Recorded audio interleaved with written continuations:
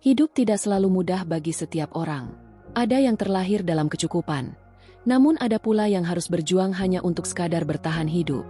Kemiskinan seringkali menjadi jerat yang sulit dilepaskan, memaksa seseorang melakukan hal-hal di luar kehendaknya, bukan karena ia ingin, tetapi karena keadaan yang mendesaknya. Di sebuah desa kecil di Pati, seorang anak laki-laki yang masih belia, dengan tubuh kurus dan pakaian lusuh, melangkah dengan hati berat menuju kebun pisang milik seorang warga. Perutnya kosong sejak kemarin, dan adik kecilnya yang menunggu di rumah tak henti-hentinya menangis kelaparan. Tanpa uang, tanpa bantuan, dan tanpa harapan, ia tak melihat jalan lain selain mengambil beberapa sisir pisang, berharap itu bisa menjadi makanan bagi mereka hari itu. Namun, takdir berkata lain. Saat tangannya baru saja meraih pisang yang tergantung, pemilik kebun melihatnya dan langsung berteriak. Dengan panik, anak itu berlari sekuat tenaga, tetapi langkahnya terhenti saat beberapa warga yang mendengar teriakan itu menghadangnya. Ia tertangkap, dan dalam sekejap, hukuman sosial pun dimulai. Ia diarak keliling desa sebagai seorang pencuri. Kisah ini bukan sekadar tentang pencurian, tetapi tentang kehidupan, keadilan, dan bagaimana satu kebaikan bisa mengubah nasib seseorang. Masyarakat seringkali cepat menghakimi tanpa memahami alasan di balik tindakan seseorang. Anak itu bukan pencuri karena keserakahan, bukan juga pelaku kejahatan yang ingin merugikan orang lain.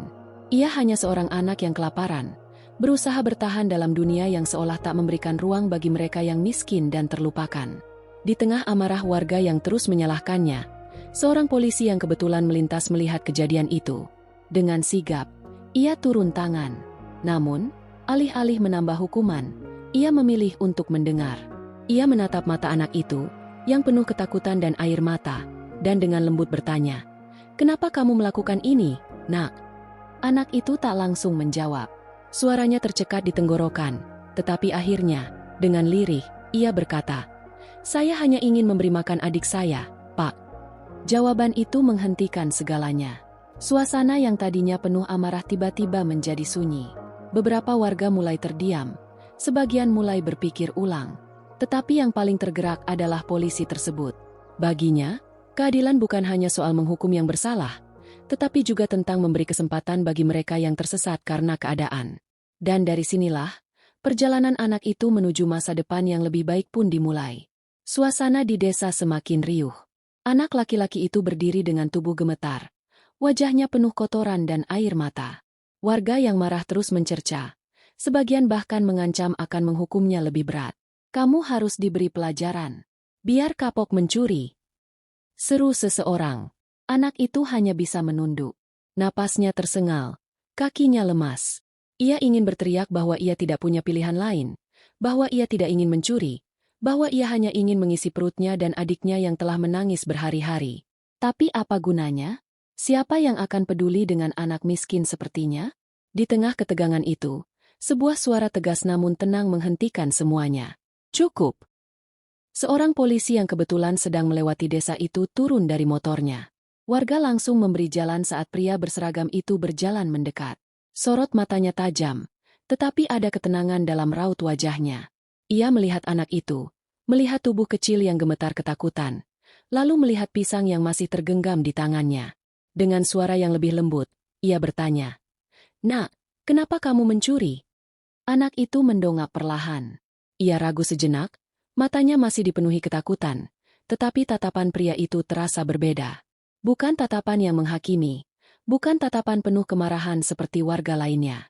Ada sesuatu dalam sorot mata polisi itu yang membuatnya merasa sedikit lebih aman. Dengan suara lirih, terbata-bata, anak itu menjawab, Saya lapar, Pak. Adik saya di rumah juga belum makan. Sudah 2 hari." Suara anak itu semakin lirih, nyaris tak terdengar. Tubuhnya semakin bergetar, entah karena ketakutan atau kelaparan yang terus menggerogotinya. Polisi itu terdiam sejenak. Ada sesuatu yang menghantam dadanya begitu keras. Ia menatap anak itu lebih dalam, lalu menoleh ke arah warga. "Apakah ada di antara kalian yang tahu di mana anak ini tinggal?" tanyanya. Beberapa warga mulai saling pandang, lalu seorang pria tua mengangguk. Dia tinggal di gubuk kecil di pinggir desa. Orang tuanya sudah lama meninggal. Sejak itu, dia hanya tinggal berdua dengan adiknya yang masih kecil. Kata-kata itu menusuk hati polisi itu lebih dalam. Ia menghela napas panjang, lalu berjongkok agar bisa menatap anak itu lebih dekat. Dengan lembut, ia bertanya lagi, "Adikmu ada di rumah sekarang?" Anak itu mengangguk pelan. Tanpa ragu, polisi itu berdiri dan berkata kepada warga, "Saya akan membawa anak ini ke rumahnya. Jika ada yang ingin tahu lebih lanjut, silakan ikut dengan saya." Beberapa warga masih tampak ragu, tetapi tidak ada yang berani membantah. Polisi itu kemudian menggandeng tangan anak itu dan membawanya dengan sepeda motornya menuju rumahnya. Sesampainya di gubuk kecil di pinggir desa, polisi itu melihat kondisi yang lebih memilukan dari yang ia bayangkan. Rumah itu hampir roboh, hanya terdiri dari bilik bambu yang sudah lapuk. Di dalamnya, seorang anak perempuan kecil duduk sendirian, dengan mata yang sayu dan tubuh yang kurus. Begitu melihat kakaknya datang, anak perempuan itu tersenyum lemah. "Kakak, sudah bawa makanan?" Tanyanya dengan suara kecil yang hampir tak terdengar. Hati polisi itu mencelos. Tanpa pikir panjang, ia merogoh sakunya dan memberikan sejumlah uang kepada anak laki-laki itu. "Pergilah ke warung, beli makanan untuk adikmu. Biar aku yang urus sisanya." Anak itu menatap polisi itu dengan mata yang berkaca-kaca. "Tapi, Pak." Polisi itu tersenyum dan mengusap kepala anak itu. "Jangan khawatir. Aku tidak akan menangkapmu. Aku di sini untuk membantumu." Malam itu, untuk pertama kalinya dalam waktu yang lama, anak-anak itu makan dengan perut kenyang. Namun, lebih dari sekadar makanan, mereka merasakan sesuatu yang lebih berharga, harapan. Dan malam itu pula, sang polisi mengambil keputusan besar. Ia tidak hanya ingin membantu mereka untuk satu malam, tetapi selamanya. Karena ia tahu, satu tindakan kecil bisa mengubah hidup seseorang. Malam semakin larut, tetapi hati polisi itu masih terus gelisah. Ia tidak bisa mengabaikan kenyataan yang baru saja disaksikannya. Dua anak kecil yang hidup dalam kondisi mengenaskan, tanpa orang tua, tanpa makanan, tanpa harapan. Sejenak, ia menatap anak laki-laki yang masih duduk di sampingnya dengan wajah penuh kebingungan. Sementara itu, adik kecilnya tertidur di pangkuan kakaknya, kelelahan setelah makan untuk pertama kalinya dengan cukup. Polisi itu menghela napas panjang. Dalam pikirannya, ia tahu apa yang seharusnya dilakukan sesuai prosedur. Anak ini telah mencuri, dan seharusnya dibawa ke kantor polisi untuk diproses. Namun, hatinya menolak. Ia tidak bisa memperlakukan anak ini seperti seorang kriminal. Tidak setelah mengetahui alasan di balik perbuatannya. Akhirnya, ia mengambil keputusan. "Nak," panggilnya lembut. Anak itu menoleh dengan tatapan takut. "Mulai sekarang, kau tak perlu mencuri lagi." Anak itu menundukkan kepala, suaranya hampir berbisik. "Tapi, Pak, aku tidak punya pilihan lain." Polisi itu tersenyum dan mengusap kepala anak itu. "Sekarang kau punya pilihan. Aku akan membantumu." Tanpa menunggu lebih lama, polisi itu menghubungi temannya yang memiliki warung makan. "Aku butuh bantuanmu. Aku punya dua anak yang kelaparan di sini." Beberapa menit kemudian, mereka tiba di warung makan. Anak itu masih kebingungan saat polisi itu menyodorkan sepiring nasi hangat kepadanya. "Makanlah. Ini bukan hasil mencuri. Ini rezekimu." Dengan ragu, anak itu mulai menyuapkan makanan ke mulutnya. Perlahan-lahan, air matanya mengalir. Bukan hanya karena rasa lapar yang akhirnya terobati, tetapi juga karena untuk pertama kalinya dalam hidupnya, seseorang memperlakukannya dengan kebaikan, bukan dengan cemoohan atau hukuman. Setelah mereka selesai makan, polisi itu berkata, "Sekarang, ayo kita ke rumahmu. Aku ingin melihat bagaimana kondisimu." Anak itu mengangguk pelan. Dalam hatinya, ia masih takut, masih berpikir apakah ini semua hanya sementara. Apakah setelah ini, ia tetap harus kembali ke kehidupan yang keras dan penuh kesulitan? Namun, harapan mulai tumbuh di hatinya. Saat mereka tiba di gubuk kecil tempat tinggal anak itu, hati polisi tersebut semakin terenyuh. Rumah itu hampir tidak bisa disebut rumah. Bilik-bilik bambu yang sudah bolong di sana-sini, atap yang bocor, lantai tanah yang dingin tanpa alas. Tidak ada perabotan layak. Tidak ada makanan yang tersisa. Hanya ada satu kasur lusuh di pojok ruangan, tempat adik kecil itu biasa tidur, dan beberapa pakaian yang telah usang. "Sudah berapa lama kalian tinggal di sini?" tanya polisi itu dengan suara pelan. "Sejak bapak dan ibu meninggal," jawab anak itu lirih. "Dulu ada nenek, tapi dia juga sudah pergi.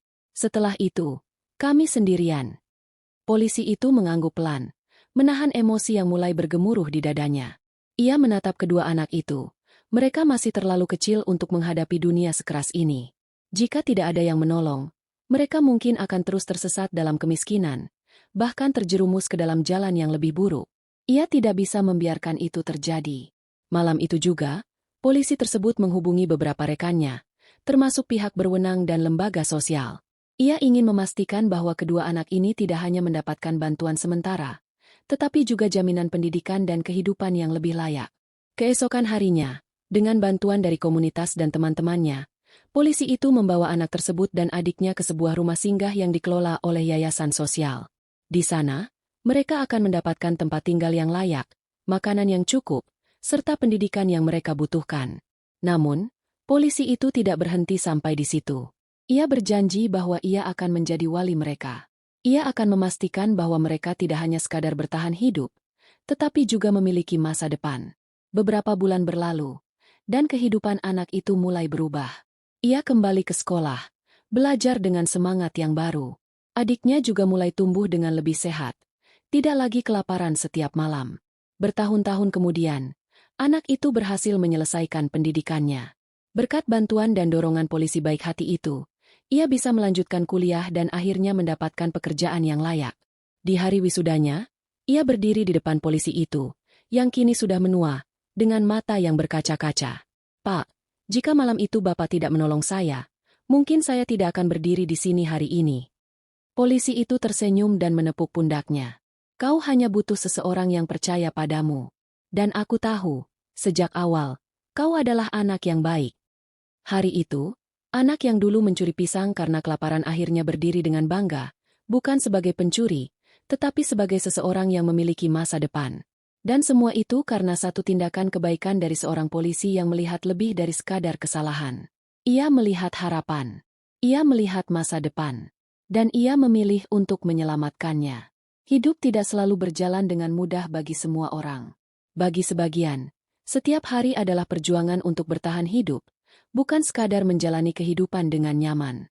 Dalam kisah ini, seorang anak kecil melakukan sebuah kesalahan. Mencuri pisang bukan karena keinginan untuk berbuat jahat, tetapi karena kelaparan yang memaksanya. Banyak orang mungkin melihatnya sebagai pencuri dan tidak lebih dari itu. Mereka menghukumnya, mencemoohnya, dan menghakiminya tanpa pernah berpikir apa yang sebenarnya mendorongnya melakukan hal tersebut. Namun, di antara sekian banyak tangan yang menunjuk dan mencela, ada satu tangan yang terulur untuk membantunya. Setiap orang pernah berbuat salah. Dalam hidup, setiap manusia pasti pernah melakukan kesalahan, baik kecil maupun besar.